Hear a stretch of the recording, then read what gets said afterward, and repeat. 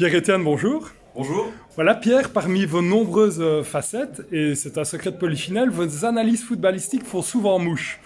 Selon vous, quel schéma tactique devrait adopter Charneux face à la redoutable équipe de Barchamp cet après-midi? Mais je pense qu'ils doivent déjà s'avouer vaincus parce que voilà, la commune de Blogny, Barchamp en particulier, voilà, c'est un peu les Panzer Division, je dirais, de la Basse-Meuse, et donc je pense que Charneux va s'incliner.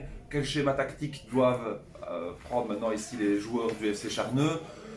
Je pense surtout défensif, voilà, parce que là l'attaque ne sera pas permise. Je pense qu'ils vont échouer. Voilà, je pense que ça c'est mon analyse, c'est mon pronostic pour ce beau match.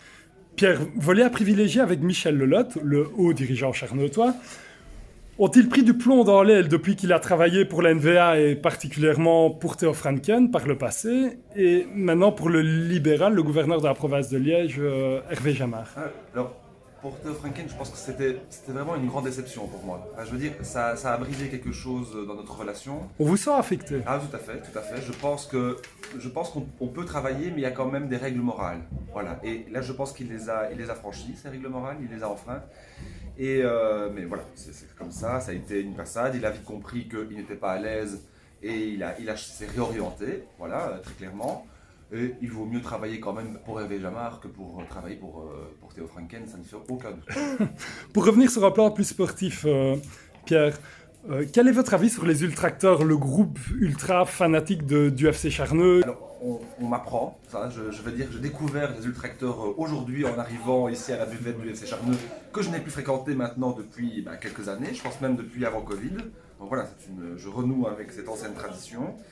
Et je découvre, oui, ce groupe fanatisé, voilà, je pense que ça fait peur presque, ça fait peur. Ça fait peur. Oui, franchement, c'est vrai, je vois tous ces drapeaux, enfin, pour un petit village comme Charneux, vraiment, c'est à la fois inspirant et inquiétant. Est-ce que vous ne pensez pas justement que ça va mettre Charneux sur la carte du football national? Ah ben, Charneux était déjà sur la carte du Oui. football national, très objectivement, je veux dire, voilà, ça c'est... Mais c'est vrai que ça rajoute un folklore, ça rajoute une couleur locale, et ce qui fait évidemment l'honneur ici du FC Charneux. Merci Pierre. De nombreux médias souhaitaient vous interviewer aujourd'hui. C'est pas tous les jours évidemment qu'on reçoit une telle figure. Pourquoi avoir choisi de nous donner l'exclusivité de vos mots? L'exclusivité, évidemment, FPAFO, voilà, on a déjà travaillé ensemble de nombreuses fois. J'ai toujours eu du respect là, de votre part, hein, bien sûr. Et voilà, c'était normal pour moi de renouer avec aussi cette tradition et cette relation d'amitié. Merci beaucoup Pierre et on se croisera peut-être au bar un peu plus tard. À très vite.